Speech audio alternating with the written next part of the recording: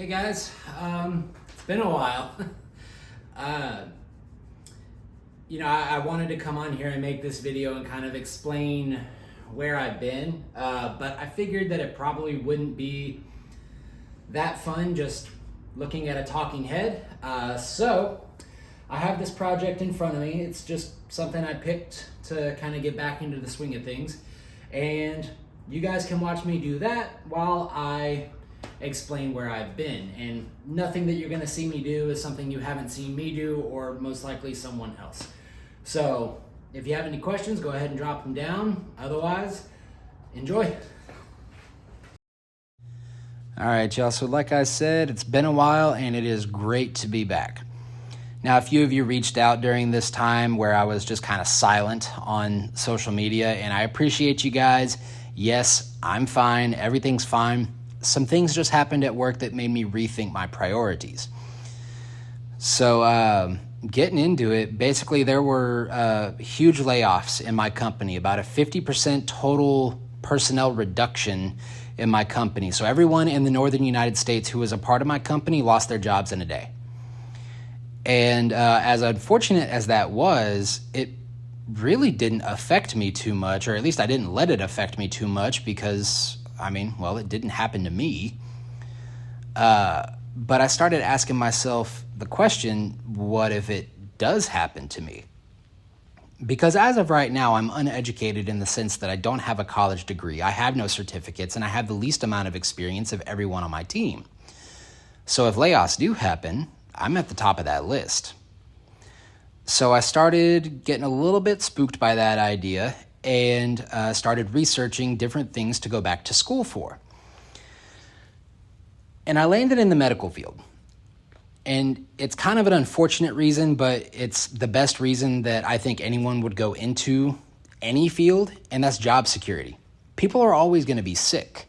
So I thought that this was the best option. So I started looking at 2-year degree plans, so associate degree plans for the medical field. And I landed on nursing, respiratory therapy, or radiology technician. And I went to my wife, who's in the medical field, she's a nurse, with these 3 options. And her immediate response was, don't be a nurse, you won't be very good at that. And I promise you, she wasn't being mean. She was actually being helpful. She knows who I am. She knows how I act. She knows what my strengths and weaknesses are. And she was just simply turning me away from the thing that would exercise more of my weaknesses than my strengths. So that landed on radiology technician or respiratory therapy. Well, the community college that I'm going to does not offer a radiology technician degree, so that made the decision for me. So I'm going back to school for respiratory therapy right now. And when I started, I jumped headfirst into it. And for some reason, I had this mentality that if I'm doing one class, that means I'm like a full-time student doing, all that work. And it's just not the case, but I didn't know any better. So unfortunately, in that panic, or not really in that panic, but in that knee-jerk reaction, I sold off most of my shop. I sold off all the big ticket woodworking items that you can think of other than home repair and home maintenance tools. And I sold them to someone who's trying to break into woodworking, or I guess who was trying to break into woodworking. And so I don't really regret it for that reason. I don't really regret it anyway, because, I thought I was doing the right thing for my family. But it turns out it's just not that hard. And so now I'm rebuilding my shop, and I was kicking myself at first over this kind of knee-jerk reaction or knee-jerk decision.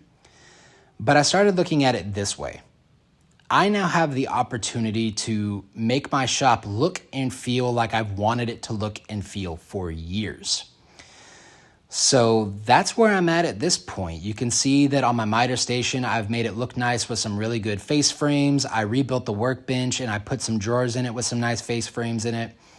And everything's just looking better. I'm rebuilding the tool wall that you see behind me there. That's actually all gone now and been replaced with a different kind of tool wall. It's kind of the same, but it's kind of different. You'll see it in another video. And yeah, that's where I'm at. I've got most of the big ticket items back, and now I'm just getting back into the swing of things again. So now we can get into the actual build and everything that you've seen me do up to this point. So this was a book-matched American elm table that I built years ago, like 4 or 5 years ago.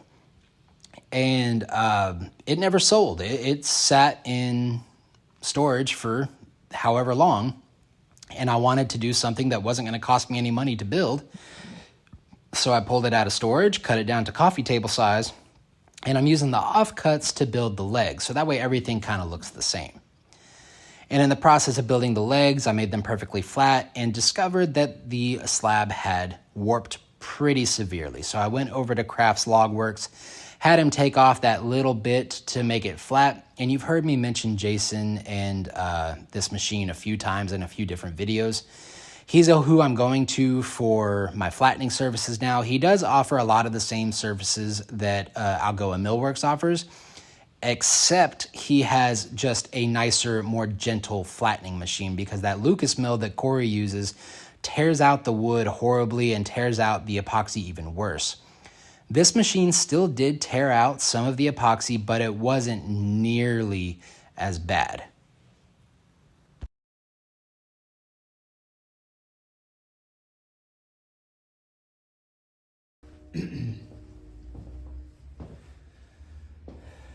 So I made these Elm 2-inch by 5-inch mounting plates. This is what I'm going to use to mount the legs to the tabletop.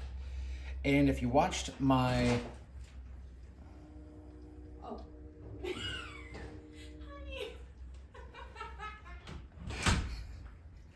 If you watched my... What? I'm making sure nobody stupid was here. I was going to beat him up. Go!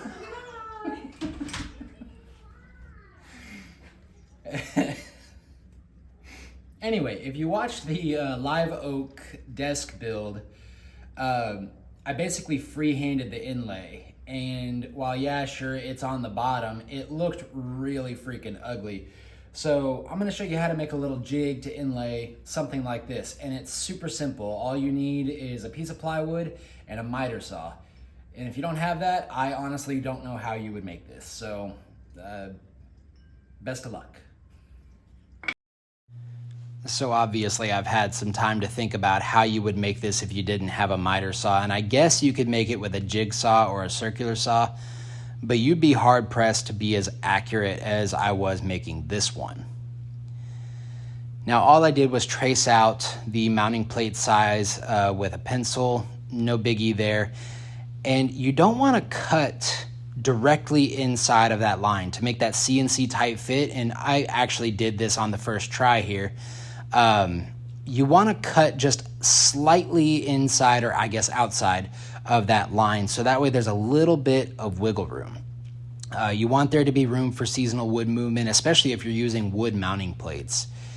And you'll see here that, again, I did it with the CNC tight fit, which is super satisfying to watch, but it's just not the most technically preferred way of doing this if you're going to be using wood mounting plates.